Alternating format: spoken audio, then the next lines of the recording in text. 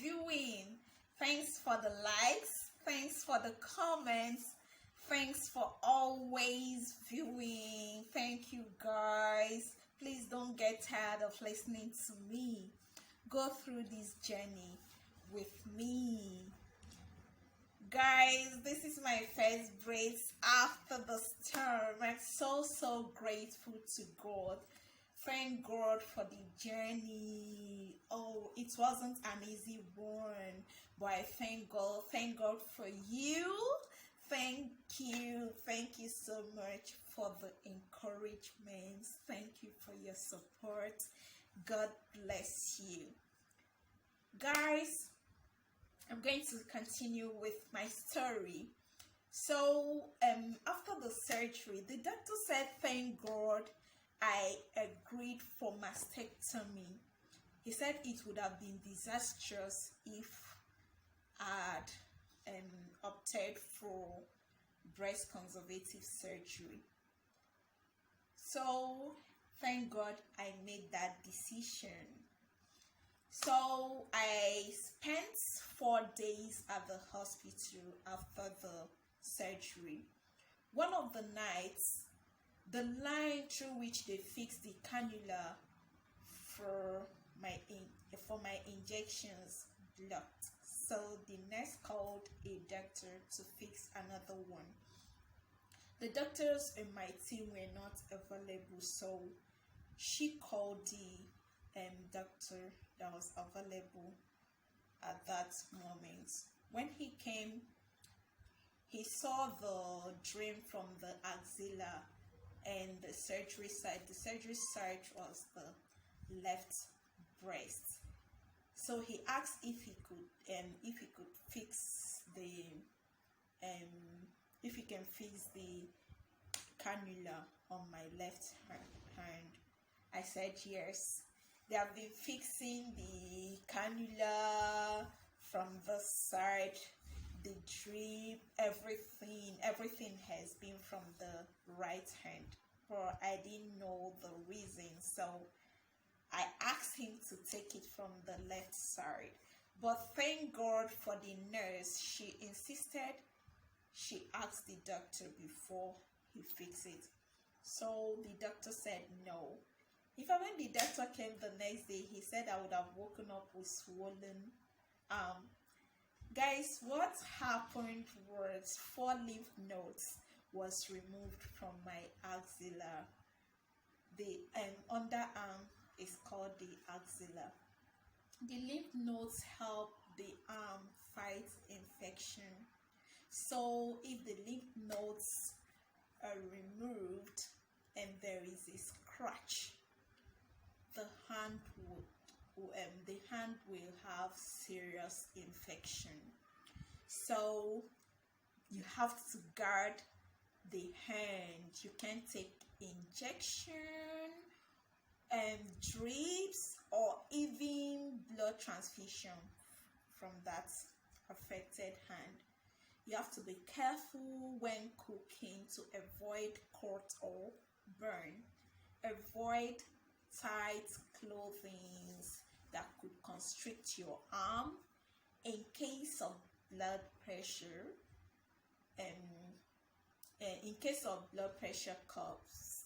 cuffs, ask that your blood pressure be taken from the other arm.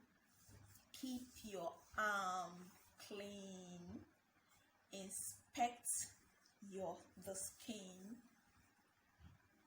inspect your skin daily. If the arm is infected, the next thing can be lymphedema. You wouldn't want to have lymphedema. Nobody would want to have lymphedema. In fact, when I heard about lymphedema, I was so afraid. It was one of the things I was so afraid of after my surgery. So I read a lot of things about lymphedema. That's why I could tell you this. But one of the major things that help to reduce the risk of lymphedema is exercise. You exercise your once you recover from the surgery and radiation, start your exercise. Check on YouTube, you will see different exercises that help to reduce the risk of lymphedema. So after 4 days, I was discharged, but I was given two options. The first one was to stay at the hospital for more 10 days so they can remove the drain before I go. The second one was that I go with the drains, then come to the hospital every 2 days so they can inspect it and also discard the fluid. So I opted for the second option. I went home with the drains. And so I kept visiting the hospital every 2 days. So the doctor was so happy at my recovery. In fact, I was even shocked myself. I thought I would need a counselor after the surgery, but the Holy Spirit just did it for me. The Holy Spirit was my counselor. He took care of me. I did not feel less of myself at all. The only time I felt bad was when I couldn't get the prosthesis, silicone prosthesis. The lady I was in touch with some people that had mastectomy done. One was at the UK, so she's at the UK. So she told me that they measured the other breast and used it to construct a silicone that she used before her reconstruction. So I wasn't expecting the same thing, but I thought I would see a place where I can get it at the hospital, that I could get it at the hospital, or better yet, they could refer me to a place where I can get it. But they were just telling me, in fact, the options they were giving me was to use pieces of cloth or cotton wool. I felt so bad. That was the only time I cried after my surgery, because that was the only time I cried. I called the other lady that also had her surgery done here. She told me she was using cotton wool or pieces of cloth. I said, no, I can't use that. I felt so bad. But thank God, my sister called one lady that helped us with some things during my chemotherapy. So she directed us to where I got silicone. So I got my confidence back. I did not feel bad after that. I accepted it. I got my confidence back. I have one breast. Thank God I'm not a full-breasted corpse. I don't feel less. I am still me. So I'm going to quote a statement by a champion I met. A babe is still a babe. Breast or no breast, a babe is still a babe.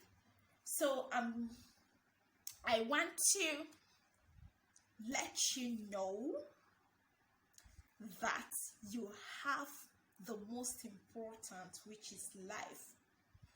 Don't allow anybody or even yourself to make you feel less. And if you are in a situation where you have to make this decision, please don't lose your life trying to save a breast. be wise. And remember, it could have been worse, but God did not allow it. So if God did not allow it, He's going to bring you out of this situation and you will be just fine. So let's laud it. Cancer is not a death sentence. Early detection and treatment is the key to survival. And remember, check yourself. Develop long positive relationship with your body. So bye. See you next time. Bye.